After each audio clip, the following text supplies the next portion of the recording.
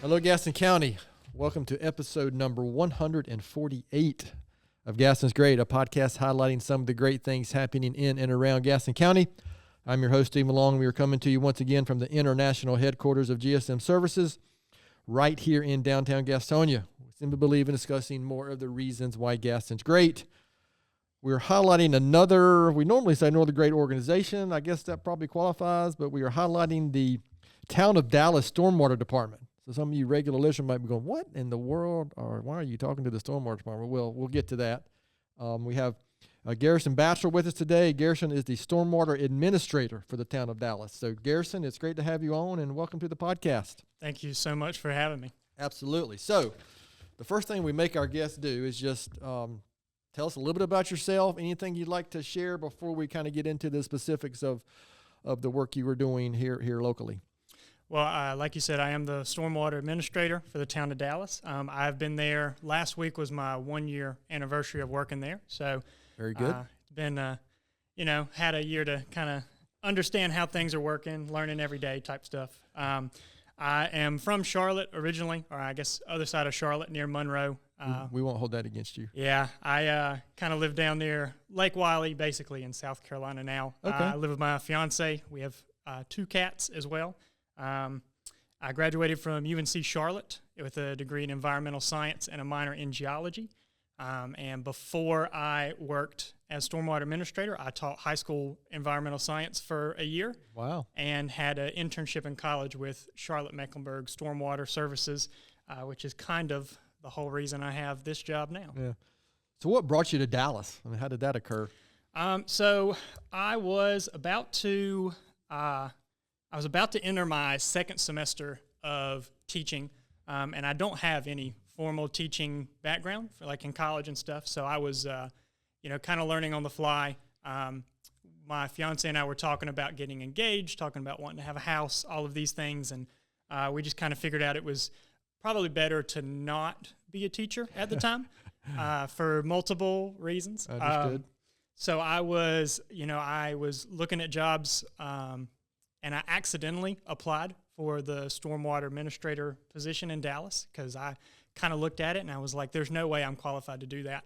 Did you know it was Dallas, North Carolina, I'm assuming? I did. Not Dallas, I Texas? did. Now, Okay. Before that night, I had never heard of Dallas, North Carolina. I knew there was a Denver, North Carolina. Okay. Yeah. But the farthest in Gaston County I'd really gone was McAdenville, other than to like drive through it, and Crowder's Mountain. Okay. But so I've kind of gotten to know the area a lot more in the past year. But yeah, I meant to save the job application to I'll look at it later, accidentally hit submit. My boss called me the next day while I was on lunch at school, and they said, hey, would you like to come in for an interview next week? And I did, and that's basically it. That's kind of what happened. And here we are now, and here we are. It's culminated in this tremendous opportunity on the Gaston's Great podcast. Yep. So, bet you didn't expect that a year ago, huh? Look, this is as close to movie star status as anybody in the stormwater business I think will ever get. So, well, we'll see what we can do about that. We're gonna make the stormwater. How can I put that? The stormwater world famous here in Gaston County. Yeah. Okay, so. Before we get into the specifics of Dallas, maybe I think we talked before we started recording, talk a little bit about, what is stormwater? What, some of our listeners are going to be like, what in the world is it? It rains, and when they think stormwater, what they think is, okay, it's water from a storm, right? Where does that water go? What does it do? So I'm sure there's more to it than that. I mean, so just give us a little background there, and then we'll get into, the initiatives and programs and things you're involved with in Dallas. I mean, you summed it up pretty much right there. It is, stormwater, everybody is like, is it just water that comes from a storm? I mean, it is. Like, it is rainwater that hits the ground. It can either hit, dry ground or bare ground that has like grass or vegetation on it. That's something we call a pervious surface. Sure. Or it can hit a rooftop, a driveway. If it's packed down dirt, if it's already saturated ground, water can't soak into it. That's impervious. If it hits impervious, it's got to go somewhere. Where does it go? Yep. And it's going to run downhill. And, stormwater is really, or stormwater management is really making sure that you kind of control where it goes, where the downhill's going. Yeah, it's really more so controlling, making sure that it doesn't go certain places. Fair enough. Yep. Like we don't want property flooding. We don't want roads flooding. So if we can control that water and make sure that it is collected somewhere where it can build up and it's not going to hurt anybody, then that's kind of what we do. That's really it. But stormwater is a very simple topic, but I think people don't really, not that they don't understand it, they just don't think about it. I mean, the only time any normal person should be thinking about stormwater is if it's raining and if one of our systems isn't working, because then you hear about it, right? Yeah. Then we hear a lot about it. But yeah, it's a really simple topic, and it's really, it's not really that. It's kind of one of those things as a, I guess it's in your work and as a citizens of, say, Dallas or wherever, because every municipality, I'm assuming, deals with this, obviously. Mm-hmm. Yeah, you want to be behind the scenes, kind of like in sports. The referee don't want to become part of the game, right? You don't want the stormwater to become an issue where it's something that we're hearing about all the time. If lots of people know my name and know what I do, then something's not going right. Well, now all the people of Dallas are going to know who to call. Directly. Yeah. But I actually was on the website, so your contact information is already on there. So yes. They can find it easily. It is, yeah. Without this great podcast we have. So, related to the town of Dallas, Gaston County, I understand, the reason you're here is some of the programs, some of the education, some of those facets about, because there's obviously, we could talk about exactly what town of Dallas and you're doing for stormwater, but we're more interested about how you're making Gaston better and the education piece, or just the programs that you're involved with, because I do think it's fair to say that most of our listeners or residents have no idea about that side of it or that piece of it. So, yeah, I'd say that's pretty fair to say. Honestly, a lot of our education program is aimed right now at elementary and middle school and high school kids. That is probably the biggest piece of education that I do. I go into Carr Elementary probably since I started in January. I probably average going in like once or twice a month. And I just either teach them about the water cycle. I teach them about what happens when it rains. Where does that water go? Sometimes we can do things with pollution. We have a cool share our water activity where everybody has to get water from the same source. It's like a bucket in the middle. And after a time of everybody running back and forth outside, you get grass and wood chips and a little bit of dirt in the water. And so, it's kind of a really good visualizer of if everybody's using the same water source and it gets dirty, that's a big problem.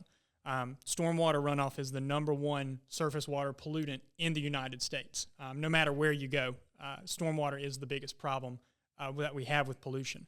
And it's just because, the way I explain it to them is every time it rains, you just think of the entire town taking a shower. And like everything that's on the roadway, all of the dirt, all the grime, any trash that might have accidentally fallen out, all of that is going to get pushed out into the storm drains, and it's going to empty into a creek or into a river. And most of the time, specifically the South Fork, we use the South Fork for our drinking water. So we're going to have to filter that back out once it runs into the South Fork. So that's probably the biggest piece of education is in elementary school especially. And then when we get into high school, we do some more cool stuff with like macroinvertebrates, which is just a fancy word for bugs that live in the creek. And they get to be a little more hands-on and, kind of play around and get their hands dirty and stuff. But yeah, our education program is part of our MS4 permit. MS4 stands for Municipal Separate Storm Sewer System. So much easier to just say MS4. It is mandated by the federal and state government that we have this permit in under the Clean Water Act that was passed in 1972. And there's 6 parts to our MS4 permit. One of them, and the biggest one, is public education. The second one, which is the next most important, is public involvement, so doing outreach events, cleanup events. And then we have 4 other ones that are more kind of based on kind of legal permitting and stuff, and kind of gives us our ability to enforce certain things when people are polluting. But yeah, public education and public involvement are definitely our biggest pieces and the things that we worry about mostly on a day-to-day. Is it fair to say that we probably here in Gaston County, or frankly in America in general, and we take drinking water for granted, don't we? That the fact that, this morning I bring water this is not coffee, this is water, and I just walk up to my refrigerator and water comes out of it, right? I mean, I know how that gets there, where it comes from, but because I'm in construction, I've been here a long time, I have an engineering degree, so I've been exposed to some of that. But most people may not even have any idea where that comes from and how. Yeah, the trash is probably a good storm. That stuff has to go somewhere, right? It and sure then does. Somebody has to. Then somebody has to deal with it. Yeah. And water is, or the system has to deal with it. Yeah, water's a lot stronger than people think of. I know we see like videos of like cars being moved off roadways in like a foot of water. I mean, it's. Unfortunately, we saw that to an extreme in back in September, right? With Helene came through the mountains. Oh my gosh, yeah. Yeah, those videos are, and that was an extreme case. But to your point, just a small flood at the right volume of water at the right rate of flow is a problem. And it doesn't even, it doesn't even have to rain, several inches for the stormwater system in particular to get overwhelmed. We just passed fall, like just the leaves being on the ground. If enough leaves pile up, leaves can get real heavy when they're wet. They're not going to want to move out of openings and storm drains and stuff. And, if you get half an inch of rain, but it only takes, 30 minutes to an hour for that to fall, I mean, it's going to flood. So it's kind of a. Yeah, I happen to have a storm drain literally out on the corner and on my yard, on the curb. So I get to see that every week. And yeah, I am forever, this time of year especially. Well, not just past really. I'm forever, getting cleaning leaves out of it and, making sure. You're a good man, because most people will not be. Well, luckily it's right. I don't have to go anywhere, right? It's right there, and I get to, and I can see it, and also know if it's, I can look out my window in a good storm, and I know if it's not clear or not immediately. So it's interesting that, again, those are kind of things we take for granted too. Just the general, I think the general utilities we take for granted that we're able to enjoy here in the West, so to speak. Yeah. So. Looking, I know you've got a year behind you. Is there something that comes to mind? And I'm not sure this is on the questions that we share with you beforehand. So if I'm getting ready to stump you, that's okay. Sorry. That's how we roll here. But, whether it's a student or something that you've seen occur, one of your initiatives or programs, are you seeing an impact? How do you know that, or you've seen a family, a kid, a classroom, that you're impacting something positive, something that comes to mind from, wow, this is why we do this education, or something that's triggered. Is that a outrageous question? Does that make any sense? No. So it's funny you say that, because when I first started back in January, I kind of went out on a limb and I kind of emailed like almost every teacher in the schools that were in our town limits, and I only got like 2 responses, which is fine. That if that's 2 people I can educate to, that's fine. But one of them happened to be the principal of Carr Elementary, Dr. Duncan. So she kind of hooked me up to where I was able to go around and visit every student last semester from January to last May. I was able to visit and at least talk with every single student in the building. Gotcha. Or every classroom. Right. And so the 5th grade last year especially kept requesting that I come back and do stuff. And so that was kind of a sign like it's either making sense to them, or they think I'm hilarious and they just want to hear me talk, or, they enjoy what we're talking about or the activities we're doing. One of the classes, they didn't even learn my real name. They just called me, They call me Bill Nye, the science guy. Okay. Which is high praise for me, because I grew up on Bill Nye. But yeah, they would, I would get recognized by them, and if I'm walking in the hallway to a different class, and the door's open, they all start screaming, and I have to go say hello. And, I go down to the Peter Wheel in Dallas, and there's, a group of them there, and I'm ordering, and I get tapped on the back, and I turn around, it's 3 kids, and they're like, "You came to our classroom. We remember you had the big science thing." I was like, "Oh, yeah, Yeah, and the Halloween event that we just had in October, every kid that came through almost I either recognized or they recognized me. So it was, things like that. Like, they might not recognize or remember me for, oh, this is the Stormwater Administrator of the town of Dallas, but they at least remember our interaction, and they remember I'm the water guy. So, well, that's listen, that's good, right? I mean, it's if they didn't have a positive experience, they wouldn't come up and exactly. They'd be avoiding me and side eyeing me, and they'd be saying, "Hey, that's that guy. Let's walk the other way." I remember a kid. I mean, I've got 3 kids. So I remember when they were younger, how that was. I can't hardly remember when I was that age. It was too long ago. But are you Googling something? Okay, just checking. Just for the record, I thought Amy was over here Googling something while in the middle of our presentation here. So knowing your education, your background, the things you're doing in Dallas, for our listeners out there, you've already shared a lot.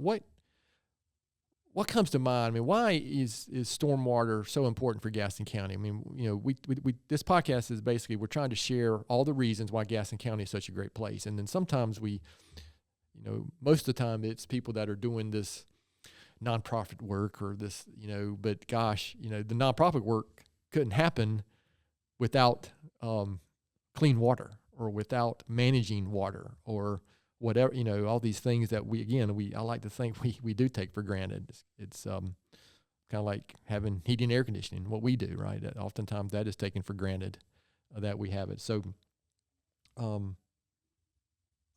the foundationally? I mean, why is Gaston County better? Because I know we're specifically talking about what you do in Dallas, but every municipality, the whole county is dealing with the same thing, and that might lead to a second question about collaboration too. But how would you answer that question? What?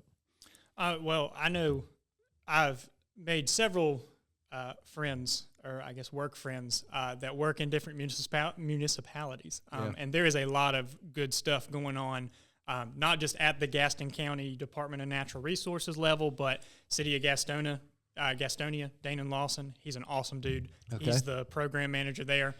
The City of Lowell. I don't remember her last name, but her first name's Jamie. She's a rock star. She just finished a doctorate, and she's got all these things going on, and she's awesome too. I know the people from Mount Holly. I know the people from Cramerton, from Belmont. And there's a lot of attention being paid to this within town governments, and so there's a lot of boots on the ground, I guess you could say, that are doing the same thing I'm doing. They're educating. They're making sure the public is aware of this issue. How are the systems interconnected? I mean, I'm assuming, it's not just one isolated, stormwater system, right? I mean, there's got to be some connectivity there, isn't there? Or? A little bit. I'd say most of the systems that are on the surface, like kind of like the open ditch systems, or if you go to a Walmart or a Food Line or a Ingles, there's going to be probably a retention pond either behind the store or in front of the store, something like that. Right. Not necessarily any like underground pipe connecting and stuff. Understood. But if, let's say, Dallas is not managing our stormwater well, most of our stuff drains into Long Creek. Long Creek also runs through Gastonia. So if we're mismanaging stormwater and something on our end is like pollution is not getting taken out of the water, then Gastonia is going to feel that pollution downstream. Gotcha, yeah. Or that's a better way to describe. Yeah, what I was asking. If we have let's say we have some overuse of fertilizer happening in town, that's going to be bad for water quality. Those effects are going to be felt downstream in McAdenville, in Belmont, in Cramerton, where they rely on the South Fork specifically for a lot of things. I know Cramerton especially has a lot of parks centered like right around the South Fork. So if the South Fork is disgusting because of something happening upstream, you're not going to want to go take a walk on the side of the river or anything. So I'd say it's more of that connection. One thing that gets thrown around a lot in stormwater is that we all live downstream. So like somebody is upstream of us. So like If something is happening in the headwaters of the South Fork that, there's a lot of sediment or there's a lot of pollution or something, we would eventually feel those impacts as well. Yeah, sometimes it might not be the locale where it's actually occurring. It might be downstream where the bigger impact could be. So ultimately, it's just where you're impacting each other, maybe more so than this connectivity system that I kind of had in my head. So what would you say? You're looking ahead for water systems and stormwater and pollution in general and the things that you're dealing with. I mean, is there anything coming down the line? Is it going to 5 to 10 years down the road? Are there things that are that industry, for lack of a better term, that you guys are working on? Big technology that might be out there. Just any, kind of what does stormwater look like 5 to 10 years down the road? Hopefully, I'll speak on a state level, and then I'll speak Dallas level. Okay. On the state level, there are a couple of bills that are. One of them might have been passed already. There's a couple of bills that are trying to eliminate parking minimums, and people are like, well, that doesn't match stormwater, but it does, I promise, because, you go to Walmart, you have this massive parking lot. Sure. That water, when it falls on that asphalt, it has to go somewhere. So they're going to have to put in a really expensive retention pond, and they're going to have to pay to remediate and take care of that retention pond as well. So if you eliminate parking minimums, you can have less impervious surface, I think is the overall goal. There's one also that is banning some type of sealant that goes on asphalt. I think it's coal tar. Okay. Coal tar, maybe. It's really, really bad. Like the people who apply it don't even want to mess with it because it has a lot of negative health effects, and it also breaks off really easy, and you have little particles running into the water, and it's just really nasty stuff. So I think that bill might have passed already. But ultimately, on the state level, you also just want more awareness because, like you said, like this has kind of been an uphill battle getting people to care because people don't really care unless it's going wrong. I feel like Correct, that's a lot. yeah. A lot of or utilities, they go without something. Yeah, a lot of utilities are kind of the same way. You don't really think about how the power gets to your building until the power's off, or like you say, heating and air. You don't really think about it until it's not there when you need it.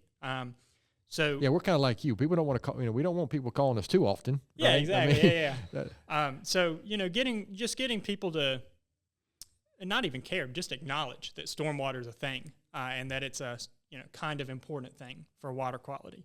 On the Dallas level, in a couple years, hopefully, we just finished a big, or we're in the middle of finishing a big inventory project for all of our infrastructure. So we contracted a company to take videos of inside all of our stormwater pipes so we can see which ones are clogged, which ones are broken, because some of the infrastructure in Dallas is very well loved and has definitely served its purpose and needs a little bit of updating. So hopefully in 5 to 10 years, we have at least most of it updated. The issue in a lot of small towns is that you still deal with all the problems in like a larger city, kind of like Gastonia or like Charlotte, but you don't necessarily have the revenue base to address all of those issues and fund all those issues. So it's going to take some time, but hopefully we'll get the high priority stuff done in the next 5 to 10 years. We have 2 annual cleanup events. We have the Dallas Spring Clean and then the Dallas Halloween Sweep and Clean. So hopefully I get those 2 established a little bit more. Okay. I think we had like 40, 45 people at both of them this year, which is not bad for the first and second time we've ever hosted something like that. But hopefully we can kind of get that in its roots and get that to be a tradition. Where can, say, you said one was a spring clean. Yes. Obviously, Halloween is obvious when that is. When is the spring clean typically done, or is there a date already for 2025? Or? So I tried to, last year I had it whatever the closest Saturday to Earth Day was. Okay. Which I think Earth Day might have been on a Saturday. This year, that weekend is Easter, so we're going to do it before. That's probably a good idea. Yeah. I don't have an exact date yet Okay. off the top of my head. But I'm sure they can go to the Town of Dallas website. It'll be on our website. It'll be on our Facebook page. Is a great place to look. Okay, perfect. Also, any town event, if it's like a concert event in the summer, if it's a parade, anything like that, we are probably there, handing out educational material and probably doing demonstrations as well.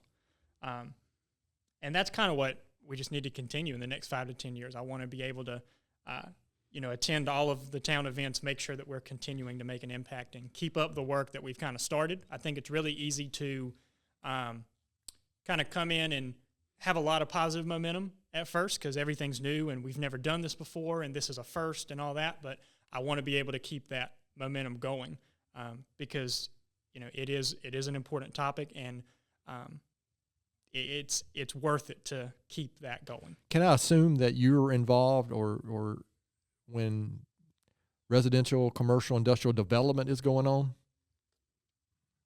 A little bit. Or is that more up to the developer? So we definitely interact with developers, okay. And we craft our ordinances and our building codes to be a little stormwater friendly. We just updated a couple months ago to require basically it was to update like pipe dimensions, making sure that underground pipes aren't too small and that, we're not creating a bottleneck for stormwater and stuff. The county handles most of the pre-construction stuff. Yep. And they do that for all the municipalities, I think, other than maybe Gastonia. But all of the smaller municipalities, I think that's handled at a county level. But we work with them and the developer. So if you went back, let's say, stormwater piping specifically, 50 years ago, what kind of material was used and what kind of material is used today? 50 years ago, you'd probably be hard-pressed to find any pipes underground unless you were in like a major population hub. Charlotte, probably. And they probably just used like corrugated aluminum, which is not the greatest to use for water. We have a couple pipes like that in Dallas where they're going to have to get replaced soon. The tendency for corrugated aluminum is the bottom of it will rust out eventually because, the water's moving on the bottom. It's water and metal. Yep. Not always the greatest sign after, 30, 40 years of use. A lot of things we use now are reinforced concrete. And the typical dimensions we use are at least 18 inches in diameter for Dallas. That is big enough for a normal-sized basketball to fit through it. Yeah, and it's shocking how much water can flow through something like that. Yeah. That's a lot of volume. What can Joe homeowner, the typical resident, what can they do month to month, week to week, just in their daily lives to help, with stormwater pollution in general in the water? I mean, what are some of the things they can typically do? Well, the number one thing that I always tell people is clean up trash after yourself. Make sure that your trash cans are at least a little tucked away. If you know we're going to have a storm and there's going to be some major wind, make sure your trash cans aren't just sitting out somewhere. Because a lot of times when we see like trash pollution, people are not mostly bad people. They're not doing that on purpose. A lot of it's on accident. So, making sure your trash cans are kind of tucked away and protected. In the fall, making sure that your leaves are not in a drainage ditch, or if you have a driveway culvert, making sure they're not blocking those. Picking up after pets. If you have a dog outside that, uses a bathroom outside, making sure you pick up after them. And I get the question all the time is like, well, wild animals, they get to do whatever they want in the woods and we don't have to clean up after them. So that is true. But if you have a dog and it is going to the bathroom in the same spot every single day, and that's a lot of waste to be concentrated in the same area. And also a lot of nasty bacteria and that stuff too. That yards and development and neighborhoods are typically designed to flow down to the stormwater, right? I mean, it's going to be a little different. Yeah, the normal suburban lawn is not meant to absorb a lot of water. Right. All right, so that's good. So I think that's what, listen, people, I think in general, all people, they want to know how they can help. And sometimes it's very simple thing. It's not typically, I've learned it's not typically some dramatic thing that we have to be doing, No, it's not. It's really simple. It's really easy. It doesn't cost you any money to see a piece of trash in your yard and pick it up. Yeah. The other thing people can do is if you see something going on with a creek, or if there's a storm drain blocked, or you have water flowing in the street and you have no idea where it's coming from, call whoever is in charge of that area, whether it's the county, whether it's a town, or the city of Gastonia. Let somebody know, because a lot of times, I have people come up to me and say, hey, like, there's flooding happening over here. Why hasn't anybody come and fixed it? Well, nobody knows about it. Yeah, we don't know about it. Like, like the Stormwater Department in Dallas, it is just me. So, like, I drive around every morning before I get to work just to check on things. But I'm one person, like, inevitably I'm going to miss something. So, and every municipality is required to have a stormwater contact, or at least a hotline. Okay. Through our MS4 program. So it should be listed on all the municipalities' websites. Yeah, MS4, that sounds like some kind of secret agency or something. Like. I wish it was that cool. Is it MI4? That's the British secret agency. Anyway, so that sounds pretty cool. Just if you're, that's maybe you get a hat that says you're an MS4 agent. So, Garrison, this was really good. So, are there any? I mean, we'll swing back and make sure before we finish that listeners know how to get in touch with you and where to go for, obviously, all the municipalities. You can find all this information, I'm sure, every municipality's website, because it was easy. It was easy to find you on the Town of Dallas website. Is there anything I haven't asked that I should have asked, or anything that you want to make sure we cover before we finish up this episode? I don't think so. The only thing I do want to shout out my collectives that I'm a part of, okay, or the Town of Dallas is a part of. Sure. The Regional Stormwater Partnership of the Carolinas. We have members from Kings Mountain and Shelby all the way up to Spencer and Monroe and Charlotte and Mecklenburg County. Okay. So we cover kind of this entire area. We are a collective of all stormwater administrators, MS4 permit managers, stormwater utility workers. We basically come together. We meet once a quarter, and we talk about basically how can we continue stormwater education. Do we have any big projects coming up that we need help on? We host a lot of events. We're hosting an elected officials event in, I think, February or March. Okay. At some point. We host stormwater tech talks all the time, where we invite, landscapers, developers, project engineers. They come and we tell them about stormwater, because a lot of times developers also, stormwater is a requirement from the state that you have to fulfill. They don't really always understand the background behind it. So we have felt that if we all combine together, it is a lot more powerful than... And understanding the why behind what they're doing, right? But if if you're a developer and I come to you as on behalf of the Town of Dallas, I'm going to tell you about stormwater. That's a little less convincing, rather than I'm coming to you with a partnership of 50 municipalities, including Gaston County, Mecklenburg County, City of Charlotte, Gastonia. That's a little more powerful. Sure. Saying that I basically have the Stormwater Avengers coming with me at my back. So. Or the secret agents. Yeah, exactly. Okay. So, I'm sorry, was anything else you want to share there before? The other one, similar collective called the South Fork Collective. It is in partnership with the Catawba Riverkeeper. Okay. This is specifically municipalities that are on the South Fork or have an interest in the South Fork River. And we really talk about conservation and, again, education events and stuff. We help out with Riverfest. We talk a lot about conservation projects that the Catawba Riverkeeper are doing. So I would definitely urge y'all to check both of those out. I don't remember what episode it was, but we've had John Searby on. Catawba Riverkeepers back. God, that was early on, probably 3 years ago, or so, 3 or 4 years. It's almost 4 years ago now. He's a good dude. Yeah. In fact, I think he's speaking at my Rotary Club tomorrow as well. So, Garrison, this has been great. However, we shift gears briefly at every episode, and we make our guests endure these Gaston County related questions. So the fact that you are not from Gaston County and you don't live in Gaston County, we don't care. I was studying, and I am ready for this. Okay. So a year working in Gaston County is long enough to have to answer these questions. And we will chastise you if you don't answer these questions. Okay. Okay. So, or I'll have Hannah send you, I don't know, text you with some chastisement. Okay. So, is that a word, chastisement? I'm not sure, but it is on today's episode. So, we're going to call this I work in Dallas, but I'm not from here speed round of questions. So, Garrison, you ready? I'm ready.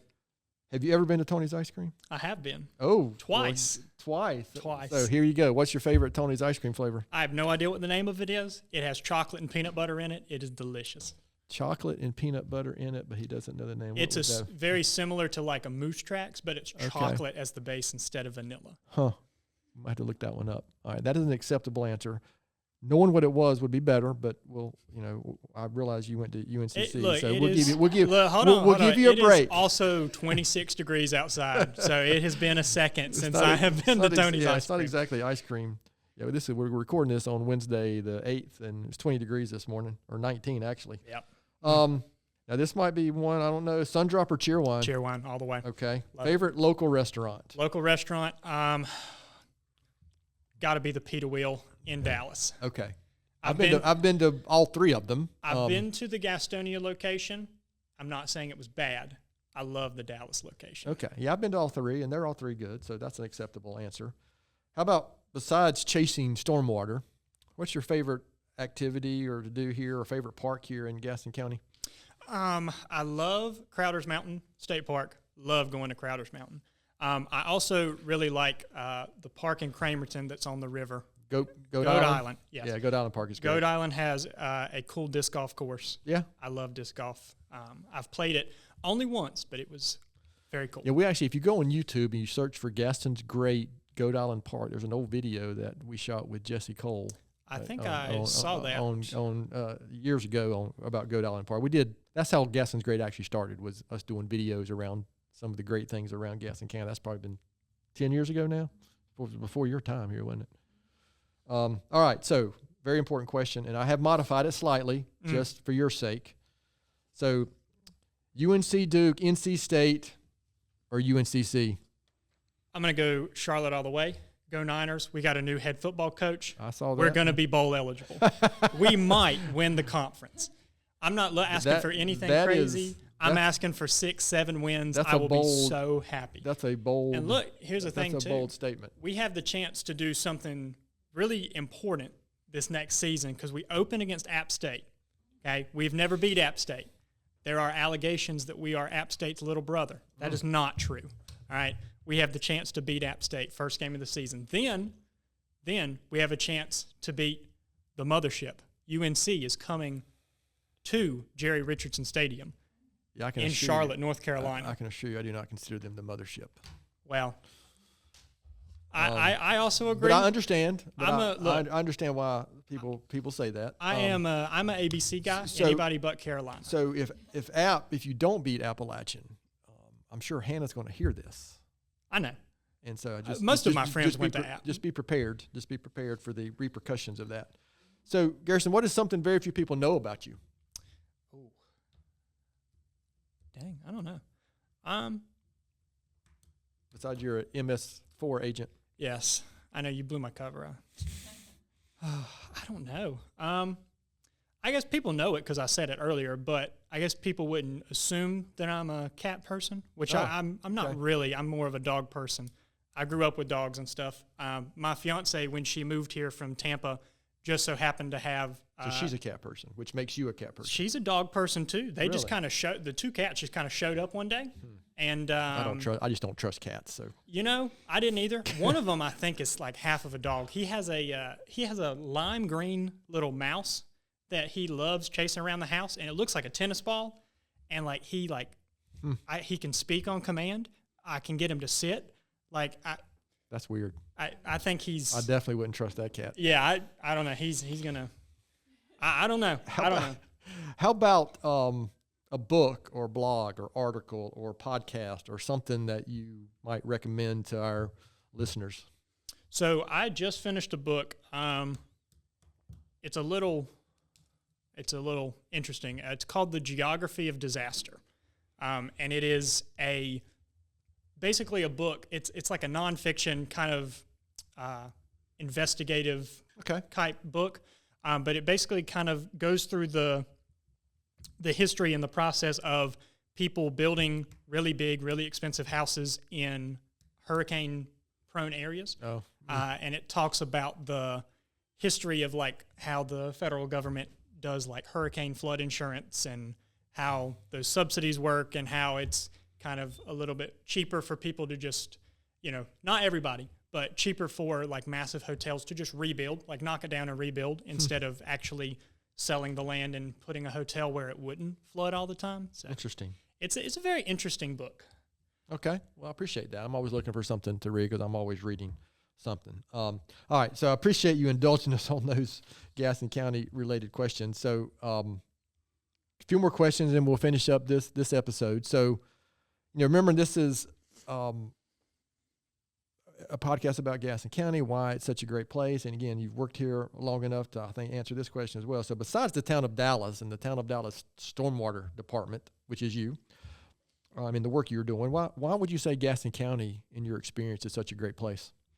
I think it's a great place because you can be in downtown Gastonia and you feel like you're walking around, it's a small city. Like it's really nice. Like you can walk around and, you can park somewhere, walk a couple blocks. You got a restaurant, you got shopping, you got a lot of things within a couple blocks.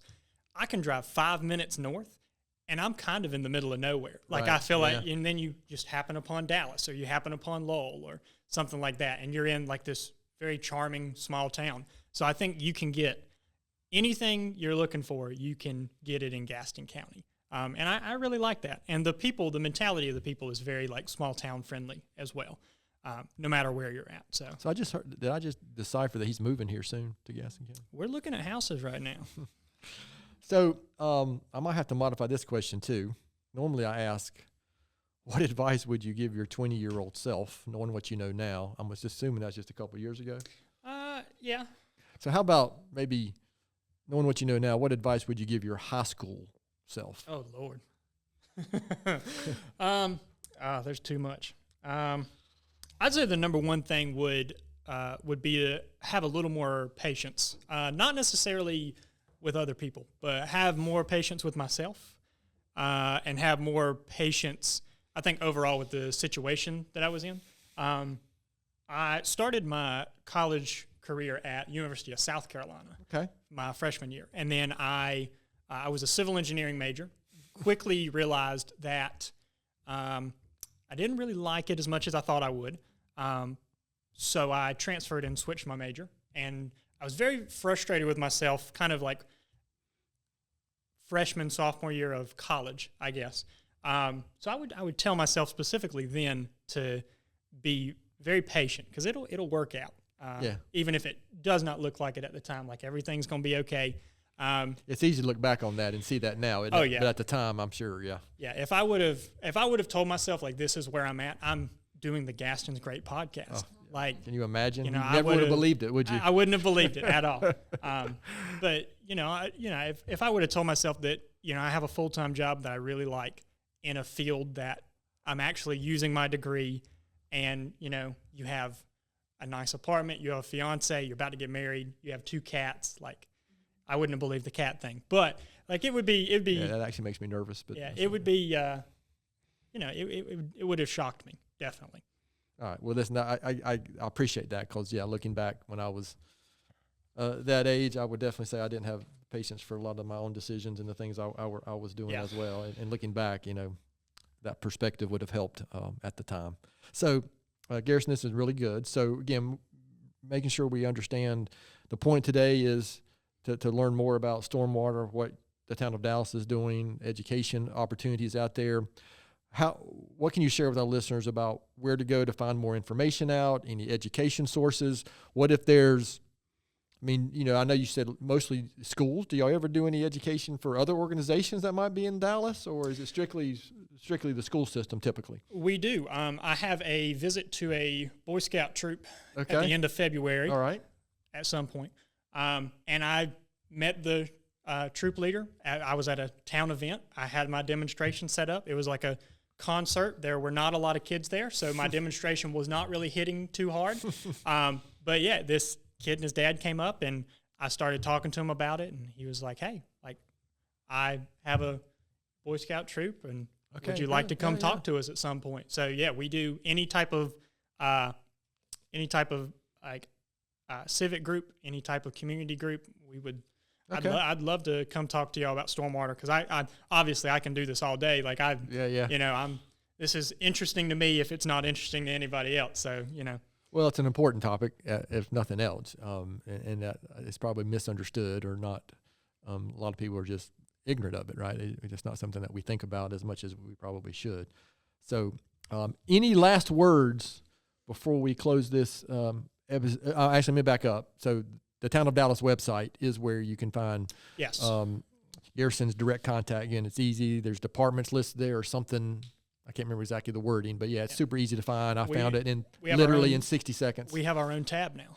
Oh, yeah. We have our own tab. Hopefully, there's going to be some more resources put up there soon. I have them all made. I just have to get them on the website. But if you're looking for more information, the EPA has a lot of good information.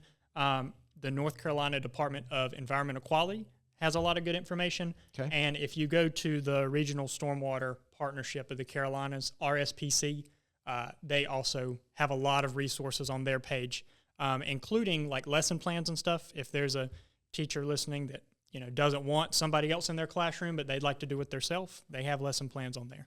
Okay. So, and you mentioned a Facebook page earlier. I'm assuming you're talking about the Town of Dallas has a Facebook page. Is that what you were referring to? I think we have an Instagram page now too. Oh, wow. So those are where a lot of the town announcements go out. Whenever there's an event, that's probably where it's going to be posted. Okay. So now, I'll let you, any other last words or anything you'd like to share before we close this episode out? I appreciate y'all having me. This has been cool. I love talking about stormwater to people. So you know, any chance I get to is a good day for me. It was educational for me, so I assume that's going to be educational for some of our listeners out there. So again, we appreciate your time and the work that you're doing. So as usual, I'm going to finish up with my own book recommendation and kind of a quote or thought for the week, and we'll let Garrison get back to his solving the stormwater problems of our county. So my book this week is, I've shared this author multiple times before, but I've just recently, within the past month or so, finished another one of his books. John Maxwell, who's considered kind of the guru of leadership. I just read The 5 Levels of Leadership, just another really good read if you're interested in learning more about leadership. And my thought for the week is kind of ties into being the new year. And Jim Rohn is somebody that I have shared some of his other thoughts before, but Jim Rohn said, "Your life does not get better by chance, it gets better by change." So I would say, unfortunately, that's probably true. So many of us, including myself, want to get better in areas or parts of my life, and you got to do something different. And sometimes that can be hard, but Jim Rohn is somebody I would recommend you looking into if you're into personal development or looking for ways to get better. So to our listeners out there, thanks so much for taking time for listening to today's episode. Please continue to spread the word if you can about the podcast. And please don't hesitate to contact us here at an email address, which is podcast@gastonsgreat.com. We're always looking for suggestions for future podcast topics and guests. You can find the podcast and subscribe at the website, gastonsgreat.com, or anywhere you listen to podcasts. Please follow us on all our social media platforms. And apparently, according to Amy and Naomi, giving us a good 5-star rating helps the podcast get noticed. Thanks again to Garrison for being our guest today. Gaston's Great is produced and brought to you by Naomi Hunt and Amy Anderson from GSM Services. I'm your host, Stephen Long. Thanks again for hanging out with us, and please keep coming back to hear more reasons why Gaston's great.